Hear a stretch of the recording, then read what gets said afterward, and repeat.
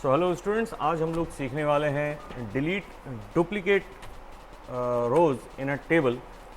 क्या होता है, मान लीजिए आपने कोई टेबल बनाई है और उसके अंदर आपके पास डुप्लीकेट रोज़ हैं, यानी कि कोई वैल्यू बार बार आई है, सेम वैल्यू बार बार अगर कॉपी हुई है, उन वैल्यूज़ को अगर आप हटाना चाहते हैं, उन रोज़ को आप हटाना चाहते हैं, तो एसक्यूएल में क्या तरीके हैं वो करने के, वो हम आज देखने वाले हैं। देखिए 4 या 5 तरीक़ों से हम लोग इसमें कर सकते हैं। पहला है आपका एक टेम्परेरी टेबल बनाकर, ऑटो आईडी बनाकर, रो नंबर से। लेकिन यहाँ हम जो सबसे इजी और सबसे बेस्ट जो तरीका है वो है हमारा एक टेम्परेरी टेबल बना के। तो वो टेम्परेरी टेबल बना के हम लोग किस तरीके से डुप्लीकेट रोज़ को हटा सकते हैं, तो वो हम आज यहाँ देखेंगे। चलिए पहले मैं इसे कर लेता हूँ कनेक्ट। अभी मैं यूज़ कर रहा हूँ एसक्यूएल कमांड लाइन, जो कि प्रैक्टिस करने के लिए सबसे अच्छा माना जाता है। यहाँ मैं पासवर्ड डाल देता हूँ। यूज़र नेम मैं सिस्टम यूज़ कर रहा हूँ, जो कि डिफ़ॉल्ट है। इंस्टॉलेशन के टाइम पर ये डिफ़ॉल्ट होता है। इसमें रूट होता है, सिस्टम होता है, और बाकी आप यूज़र डिफाइंड आप जितने चाहें बना सकते हैं। तो यहाँ ये कनेक्ट हो गया है, और अभी मेरे पास एक टेबल इसके अंदर है। मैं इसका डिस्क्रिप्शन आपको दिखाता हूँ। इस टेबल का नाम है माई टैब। डिस्क्रिप्शन देखने के लिए DESC कमांड हम लोग यूज़ करते हैं। तो ये देखिए यहाँ पर एक टेबल का स्ट्रक्चर शो हुआ है। ये डिस्क्रिप्शन से हम लोग स्ट्रक्चर शो कर सकते हैं किसी टेबल का, यानी कि उसके अंदर कितनी कॉलम के नेम्स क्या हैं, उनका टाइप क्या है। दूसरा, चलिए हम इसमें देखते हैं कि इसके अंदर डेटा क्या है। तो पूरा डेटा देखने के लिए हम लोग select star from my tab. Star यानी कि सभी डेटा के लिए होता है। अगर आप यहाँ पर कोई कॉलम का नाम लगा देंगे तो सिर्फ वो कॉलम ही आपका शो होगा। तो यहाँ आप देख सकते हैं कि ये पूरी एक लिस्ट इसने दे दी है। यहाँ आप देखेंगे कि ABCDEF A 3 बार है, B यहाँ पर फिर से 2 बार और आया है, फिर एक बार और B आया है। तो इस तरीके से A और B की कुछ मल्टीपल एंट्रीज़ हैं, सेम एंट्रीज़ इसके अंदर हैं। तो इन्हीं एंट्रीज़ को हम लोग हटाएंगे। कैसे हटाएंगे, तो ये देखते हैं। सबसे पहले हम लोग जो यूज़ करने वाले हैं तरीका, वो है हमारा टेम्परेरी टेबल बना के। तो उसके लिए हमको क्या करना पड़ेगा, इसके लिए सबसे पहले हम लोग करेंगे डिस्टिंक्ट कीवर्ड यूज़। वो कैसे यूज़ करते हैं वो मैं आपको बता देता हूँ।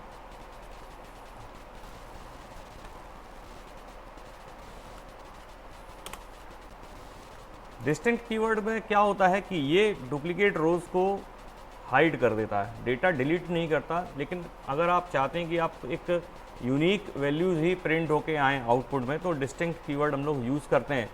पहले हम लोग देखेंगे कि डिस्टिंक्ट कीवर्ड किस तरीके से काम करता है, उसके बाद हम आएंगे अपने मेन टॉपिक पर। पहले हम लोग देखते हैं डिस्टिंक्ट कीवर्ड के लिए डिस्टिंक्ट सेलेक्ट डिस्टिंक्ट स्टार यहाँ मैं लगा देता हूँ, क्योंकि हमको पूरा डेटा देखना है। मेरी टेबल है, उसका नाम है माई टैब। तो यहाँ देखिए अब जो हमको डेटा दिखाई दे रहा है, ये यूनिक वैल्यूज़ आई हैं, मतलब कोई भी वैल्यू उसमें रिपीट नहीं आई है। देखिए A एक ही बार आया है, B भी एक बार आया है, जो कि पहले जो हमारे पास ओरिजिनल वैल्यूज़ थी उसमें ये बार बार आ रहा था। मैं एक बार और बता दूं आपको, इससे आप सिर्फ डेटा व्यू कर सकते हो डिस्टिंक्ट, यानी कि अभी इसके जो डेटा एग्जिस्टिंग डेटा है वो वैसा का वैसा है। अगर आप चाहें देखना तो देखिए ये जो डेटा है हमारा, ये वैसा का वैसा ही है, इसमें कुछ भी डिलीशन नहीं हुआ है, इसमें हम सिर्फ देख सकते हैं। तो चलिए इससे डिस्टिंक्ट कीवर्ड से और इंसर्ट का यूज़ करके हम एक क्वेरी बनाते हैं। और यहाँ हम पहले बनाएंगे एक टेबल।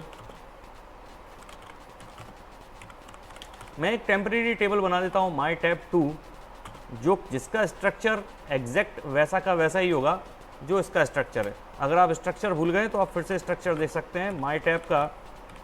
तो ये देखिए आपको एग्जैक्ट इसी की कॉपी बनाना है। यहाँ मैं क्रिएट टेबल यूज़ करता हूँ, क्रिएट टेबल। यहाँ मैं माई टैब 2 नाम से एक टेबल बना देता हूँ, माई टैब 2। और इसके अंदर क्या है, नेम है, नेम अपना वर्कर 2 में है, की साइज़ 1 है, और अपना एज है।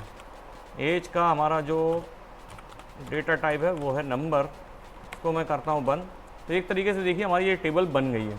हमारे पास 2 टेबल हैं, एक माई टैब है, एक माई टैब 2 है। माई टैब 2 में टेबल के अंदर कुछ भी नहीं है। देखिए दिखाता हूँ मैं आपको, माई टैब 2, तो इस टेबल में कुछ भी नहीं है, यानी कि नो रो सिलेक्टेड, यानी कि माई टैब 2 टेबल खाली है। बस ये इसका स्ट्रक्चर बना हुआ है जो कि माई टैब जो टेबल है उसी के जैसा है। अब हम क्या करने वाले हैं, हम यूज़ करेंगे insert into statement. Insert into statement data को इंसर्ट करने के लिए किया जाता है। डेटा को किसी टेबल में डालने के लिए हम लोग इंसर्ट टेबल का यूज़ करते हैं, इससे रो क्रिएट होती हैं। तो इंसर्ट इनटू, और यहाँ हम लोग डेटा डालने वाले हैं एक नई टेबल में। तो नई टेबल का नाम है हमारा my tab 2, insert into my tab 2। और यहाँ अब हम इसको मिक्स कर देंगे सिलेक्ट डिस्टिंक्ट के साथ। Select distinct star from my tab. देखिए क्या होगा, select distinct star from my tab, यानी माई टैब वाली टेबल से जो यूनिक डेटा है वो उसका आउटपुट आएगा और वो इंसर्ट हो जाएगा माई टैब 2 के अंदर। यहाँ मैं करता हूँ इंटर, ये देखिए यहाँ पर आया है 9 रो सिलेक्टेड, यानी कि 9 रो बन चुकी हैं माई टैब के अंदर। अब हम फिर से माई टैब 2 को हम देखते हैं, सिलेक्ट, अभी माई टैब 2 ब्लैंक थी। अब हम देखते हैं कि क्या माई टैब 2 के अंदर कुछ आया है। माई टैब 2 के अंदर जो भी डेटा है ये देखिए, तो ये माई टैब 2 के अंदर जो डेटा आया है वो बिल्कुल यूनिक आया है, डुप्लीकेट रो हट चुकी हैं। लेकिन अभी ये जो डेटा है वो हमारी एक दूसरी टेबल में है, माई टैब टेबल के अंदर नहीं है। अब हम क्या करते हैं, हम माई टैब जो हमारी टेबल थी जिसके अंदर डुप्लीकेट डेटा था उसके अंदर से पूरा डेटा हटा देते हैं। यहाँ हम लोग यूज़ करेंगे डिलीट फ्रॉम माई टैब। अब हमारी माई टैब टेबल जो थी वो खाली हो चुकी है, 17 रो थी, 17 की 17 खाली हो चुकी हैं। देखिए मैं दिखाता हूँ आपको, माई टैब जो टेबल है वो हो चुकी है खाली, यानी कि नो रो सिलेक्टेड, यानी कि अब ये खाली है। अब हमको क्या करना है, अब हमको जो माई टैब 2 टेबल बनी है जिसके अंदर हमारे पास डिस्टिंक्ट डेटा, यानी कि जिसमें से डुप्लीकेसी हट चुकी है, जो रिपीटेड वैल्यू आ रही थी वो सब हट चुकी हैं, वो डेटा उठा के कॉपी करना है किसके अंदर, इस टेबल के अंदर। तो वो हम लोग कैसे करेंगे, यहाँ हम लोग फिर से इंसर्ट इनटू का स्टेटमेंट का यूज़ करेंगे। इंसर्ट इनटू, ये स्टेटमेंट हम लोग कॉपी करने के लिए भी कर सकते हैं, एक टेबल से दूसरे टेबल में डेटा कॉपी करना हो तो उसके लिए भी कर सकते हैं। इंसर्ट इनटू, अब यहाँ पर किस में इंसर्ट करना है, तो माई टैब में इंसर्ट करना है। और किससे इंसर्ट करना है, तो यहाँ हम लोग देखेंगे select star from my tab 2। अगर आप चाहें तो इसके बाद कोई कंडीशन भी लगा सकते हैं, अगर आप चाहें तो कुछ स्पेशल डेटा ही आपको कॉपी कराना है तो आप वेयर कंडीशन लगा सकते हैं, लेकिन यहाँ हमको पूरा डेटा कॉपी करना है तो हमने लगा दिया है insert into my tab select star from my tab, यानी कि माई टैब 2 के अंदर का जितना डेटा है वो माई टैब में इंसर्ट हो जाएगा। तो यहाँ देखिए 9 रो सिलेक्ट हो चुकी हैं। अब हम क्या करते हैं, अब हम अपनी जो माई टैब 2 टेबल है इसको ड्रॉप कर देते हैं। अब इसका काम ख़त्म हो गया है। माई टैब 2 क्या हुआ भाई, अच्छा मैंने टेबल नहीं लिखा था, माई टैब ड्रॉप टेबल, यहाँ हमको टेबल लिखना ज़रूरी होता है। तो ये देखिए टेबल ड्रॉप हो चुकी है, माई टैब 2 नाम की अब कोई टेबल है ही नहीं। और जो हमारी माई टैब टेबल थी इसके अंदर जो डेटा था वो डुप्लीकेसी इसमें से हट चुकी है। आप देखिए अगर आप चाहें तो इसका नाम भी आप देख सकते हैं, ऑर्डर बाय लिख के आप इसको ऑर्डर बाय नेम,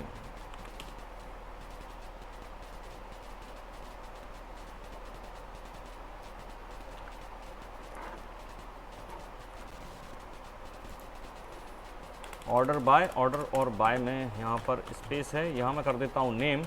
तो ये देखिए अब ये नेम के अकॉर्डिंग ऑर्डर में देखिए ABCDEFF 2 बार आ रहा है, क्यों, अच्छा क्योंकि ये डुप्लीकेट नहीं है, क्योंकि इसकी एज डिफरेंट है इसलिए इसको डुप्लीकेट नहीं माना जाएगा। डुप्लीकेट एग्जैक्ट होते हैं उनको डुप्लीकेट माना जाता है। तो यहाँ पर आप देखिए जो A और B जिसकी कॉपी बन गई थी वैल्यूज़ की वो हट चुका है। मैं आपको फिर से पुराना जो डेटा था वो मैं आपको दिखा देता हूँ। देखिए आप यहाँ पर A, इसकी एज भी 20 थी, इसकी एज भी 20 थी, इसकी एज भी 20 थी, ये होता है डुप्लीकेट डेटा। अगर इसमें 3 A है, एक की एज 20 है, एक की 21 है, एक की 23 है, तो ये डुप्लीकेट नहीं माना जाएगा। डुप्लीकेट होता है जिसके पूरे रिकॉर्ड कॉमन हो, बिल्कुल सेम टू सेम हो। तो इस तरीके से हम लोग ये डुप्लीकेसी हटा सकते हैं। ये तरीका सबसे बेसिक तरीका है और बहुत सी जगह बहुत से प्रोग्रामर इसको यूज़ करते हैं। तो इसे आप करके देखिए और अगर इसमें आपको कोई प्रॉब्लम आती है तो आप कमेंट बॉक्स में बताइए। Thanks for watching.